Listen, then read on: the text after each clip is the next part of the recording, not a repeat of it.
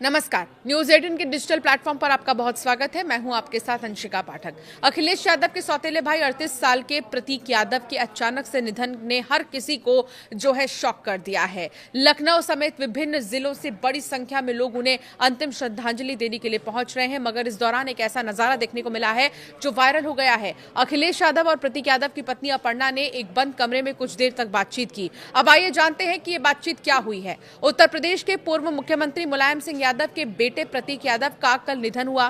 पूरे दिन अस्पताल से लेकर आवास तक के बाहर भारी भीड़ देखने को मिली। हर कोई गमगीन दिखा है। लखनऊ समेत विभिन्न जिलों से बड़ी संख्या में लोग उन्हें अंतिम श्रद्धांजलि देने के लिए पहुंच रहे हैं। बुधवार देर शाम तक कालिदास मार्ग स्थित आवास पर नेताओं, रिश्तेदारों और करीबी लोगों का आना जाना लगा रहा। जबकि पत्नी अपर्णा यादव असम से लौटकर सीधे लखनऊ पहुंची तो घर के अंदर का माहौल बेहद गमगीन था। बेटियां मां से लिपट कर रो रही थीं। उन्हें समझ ही नहीं आ रहा था कि उनके पापा अब नहीं रहे। इधर एक भावुक पल सामने आया जब अखिलेश यादव घर पहुंचे और सौतेले भाई प्रतीक के पार्थिव शव पर पुष्प अर्पित किया और इसके बाद वो अपर्णा और अखिलेश एक कमरे में कुछ देर के लिए बंद रहे। इस दौरान कुछ बातचीत जरूर हुई है। समाजवादी पार्टी के अध्यक्ष अपने छोटे भाई के निधन के बाद लगातार परिवार के साथ मौजूद हैं।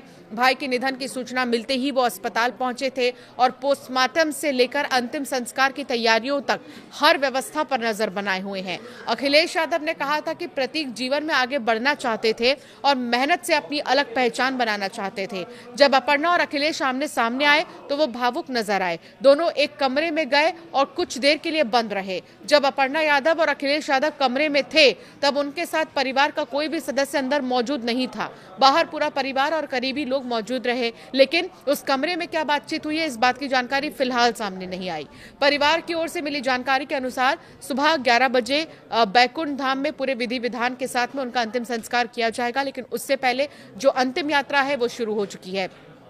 प्रतीक यादव के आवास पर सुबह से ही लोगों के आने जाने का सिलसिला जारी है। समाजवादी पार्टी के कार्यकर्ता, बीजेपी के नेता, व्यापारी, सामाजिक संगठनों के लोग, आम नागरिक अंतिम दर्शन के लिए पहुंच रहे हैं। लखनऊ पुलिस प्रशासन की ओर से सुरक्षा के कड़े इंतजाम किए गए हैं।